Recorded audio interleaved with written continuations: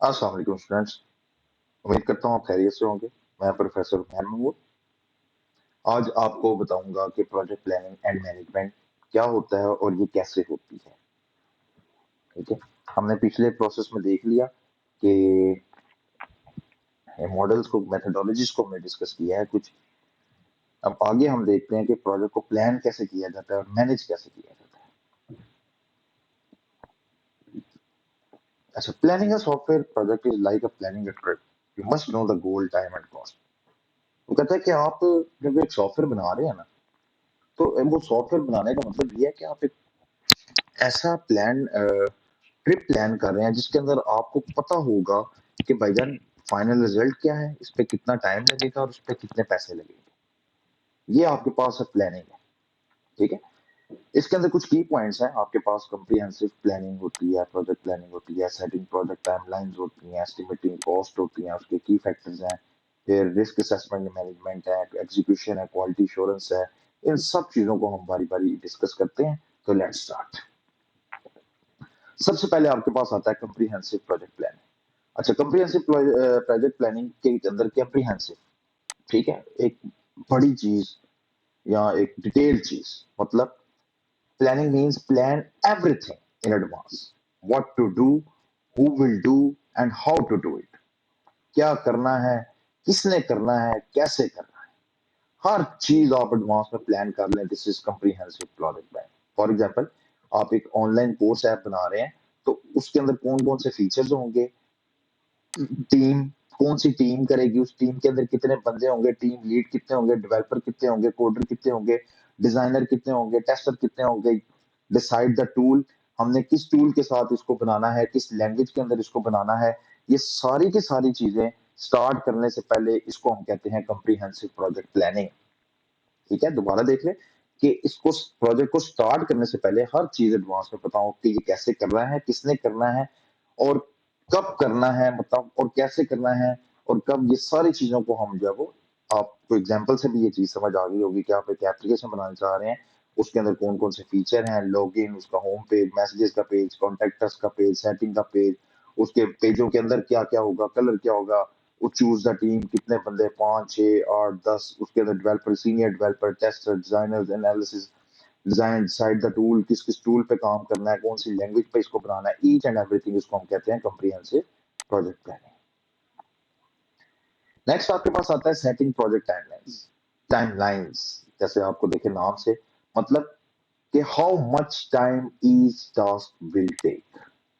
अगर आपके वेबसाइट के अंदर 10 पेज हैं, तो आपने बैठ के प्लान करना है कि हर पेज कितना टाइम लेगा। एप्लीकेशन है, एप्लीकेशन के अंदर आपके पास कुछ चीजें हैं, तो आपने उसको बैठ के उसकी टाइमलाइंस को सेट करना है। If you are making a website, design आप कहते हैं जी 1 हफ्ते में बनेगा, डेवलपमेंट कोडिंग जो है इसकी 2 हफ्ते में होगी, टेस्टिंग जो है वो 3 दिन उसको लग जाएंगे, लॉन्च पे जो डिप्लॉयमेंट पे है 1 दिन लगेगा। ये सारे के सारे जो टाइमलाइंस आप सेट करते हैं, इसको हम कहते हैं सेटिंग प्रोजेक्ट टाइमलाइंस। ठीक है जी। नेक्स्ट है आपके पास एस्टिमेटिंग कॉस्ट। एस्टिमेटिंग कॉस्ट नाम से देखें, ठीक है, पैसे कितने लगे। Estimating cost mean guessing how much money will be needed to complete the software project. It help in planning the budget and avoid surprises.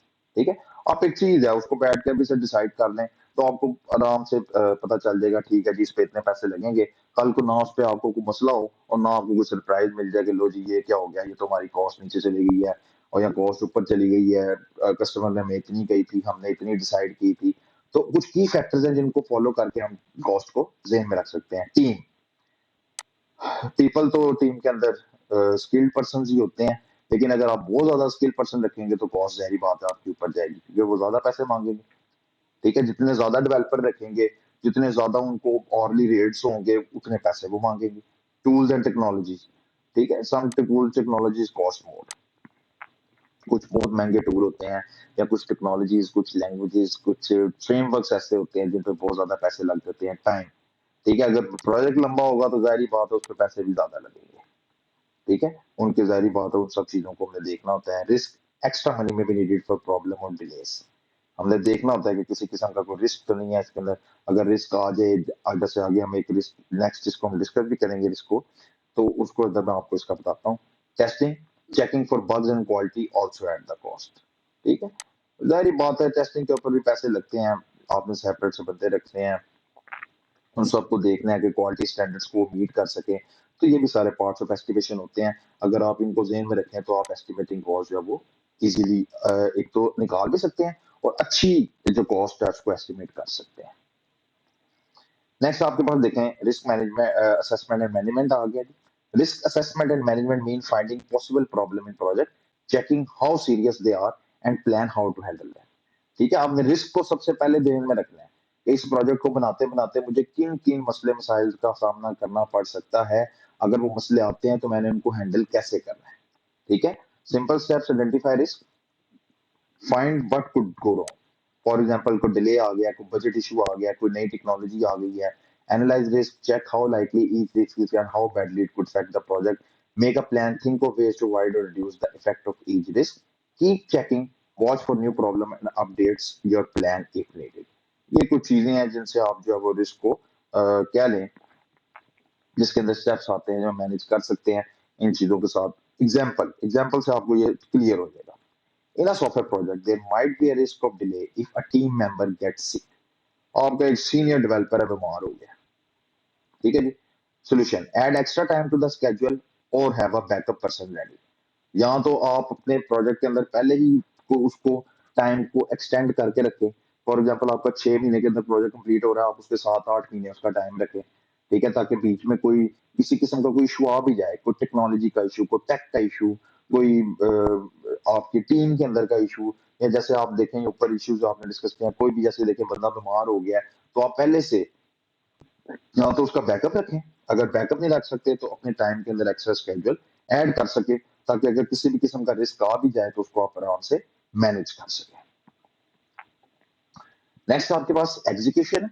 Execution is the phase where the team start working, writing code, designing and building the software as plan.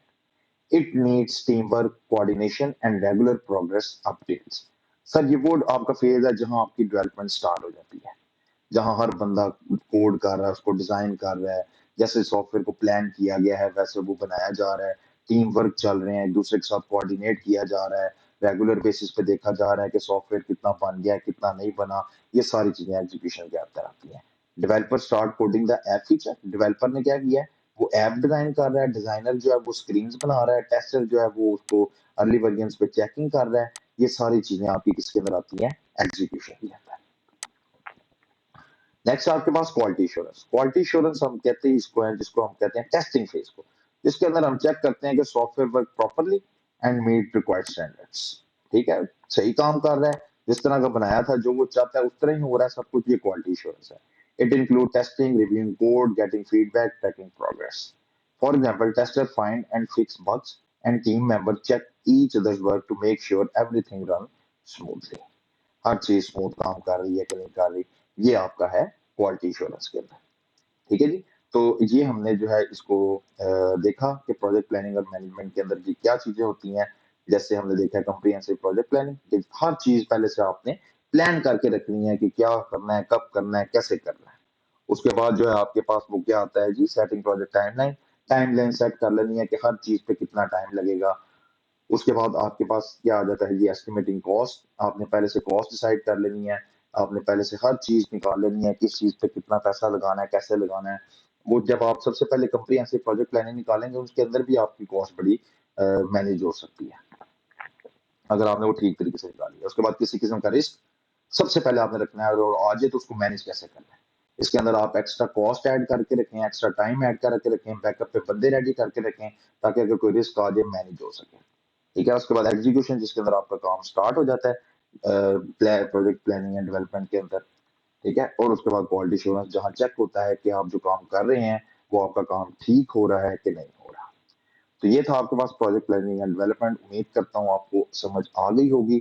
اگر سمجھ آئی ہے تو like ضرور کیجیے گا, کوئی سوال ہو comment کیجیے گا, دوسروں کے ساتھ اس کو شیئر کریں, اور چینل کو سبسکرائب کریں تاکہ نیکسٹ ویڈیوز کو آپ کا پتہ چلتا رہے.